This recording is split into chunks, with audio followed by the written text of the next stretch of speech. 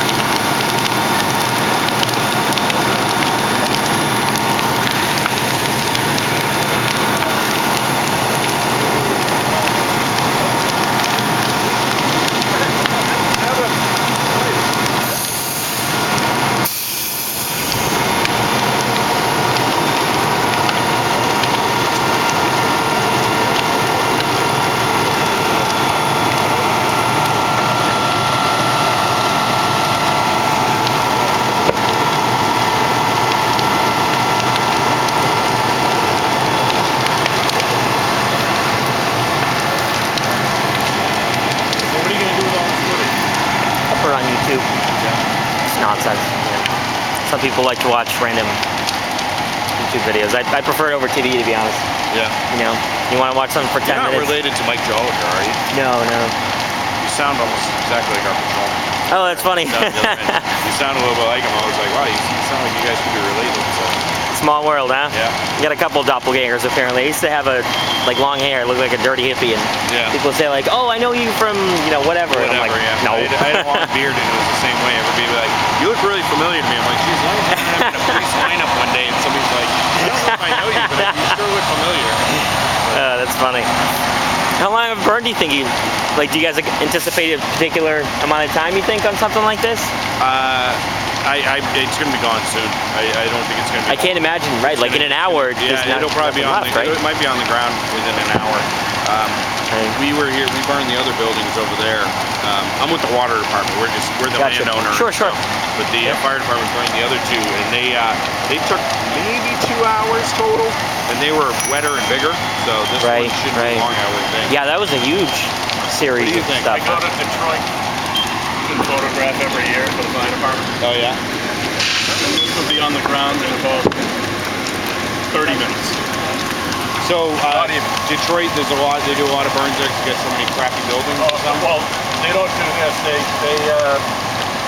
They have people that burn it down for them unauthorized. Oh, so a lot of arson. Oh yeah, 95% of their fires are arson, and 95% of those go unsolved. But you have a lot of poor, rundown houses. Oh yeah, Detroit, right? 80,000 abandoned properties. Hey, how you doing? 80,000? 80,000. Yeah. Wow. I knew it was a lot, but that's a staggering number. The city is 144 square miles. That's insane, huh? Well, you see some of the parts that I guess have basically turned into small farms. What used to be, suburbs, now just tracts of land.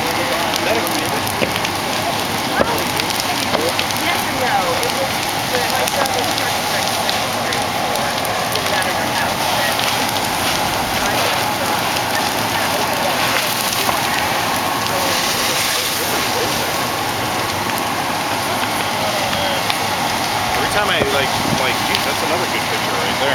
It doesn't, Right? the pictures don't It's do it amazing. justice. It really doesn't. Yeah, just the dynamics. Like even if you look at the flames and everything, you know, there's a sort of, it's wild. This reminds me, in college we burned a couch in our fire pit outside. It was the nastiest. Those couch cushions or mattresses. Oh yeah. Black smoke was like. That's like pure cancer right there. Yeah, exactly. Just bad, not good. Yeah, when you're young and stupid. We did something like that one time in Tingsboro. We had a backyard and there's all kinds of trash around. Yeah. And so we burned a bunch of wood. We dug up a tire, probably from like the 1930s. We thought, oh, you know, it's really crusty. It'll burn quickly, right? And I mean, it did burn fairly quickly, but holy cow, the smoke! Gross, yeah. It's got to be so bad. Tires are flammable, I think, when they do. It was a three-seater. What do you call it? The fold-out couch with the mattress in it. Oh yeah. And we had it on its end. And we had all the cushions, and it burned, man. And it was just the blackest. We were like as soon as we realized kind of what we were doing, we were like, I hope nobody shows up. And basically like asbestos and other things that are related to asbestos. yeah. Surprisingly, it burned really well, except it was probably covered in fire retardant, you know. Like. Yeah. Well, all the dust and you know all the other stuff. Well, I know. I'm like, I just took another step back. I'm like, I just took a step back. Yeah, it's getting warm, huh? I thought it was me, you know. So Monday, finally in the Parks and Commission to get them to vote.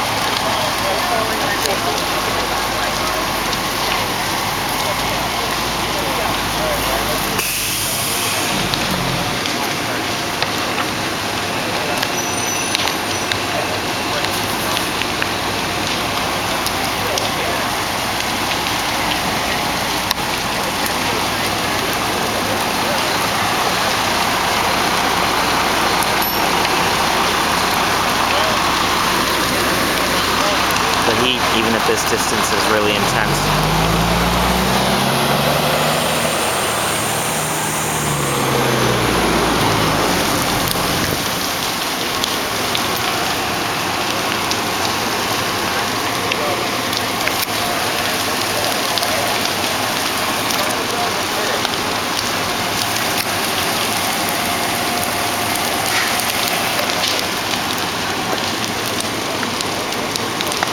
It's kind of chilly when I got here this morning. Yeah, that's why I threw the flannel shirt on, but don't need that anymore. Years ago, I went to go look at a 59 Buick, which was on my bucket list for cars, you know. Yeah. And I was driving a 64 Oldsmobile at the time, so I thought, I'll go down there and try to trade the guy. You know, I thought it was a long shot.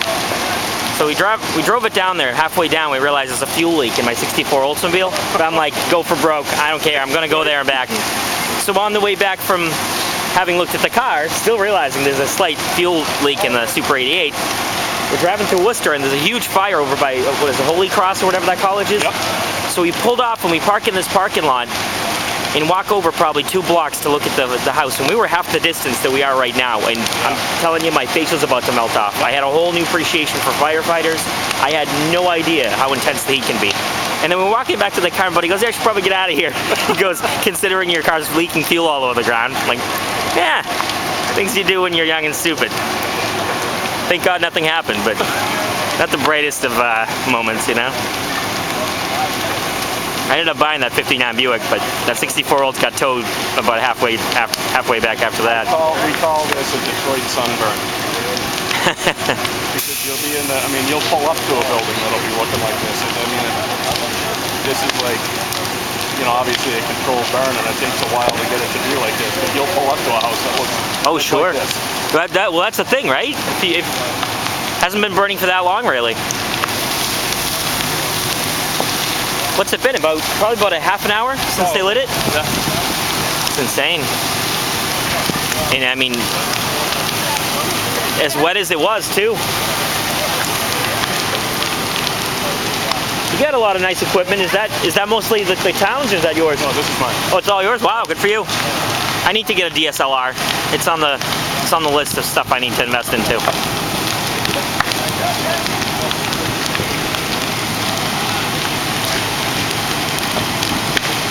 It's just that first Sunday jog. Best investment I ever made.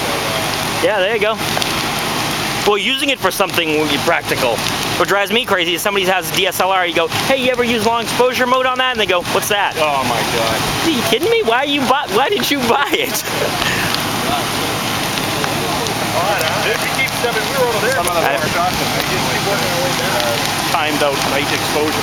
Yes, that's my biggest reason to want to invest into something like that. And of course all the other stuff, you know, you're out on the lake, you can photograph the loon with a good lens or whatever.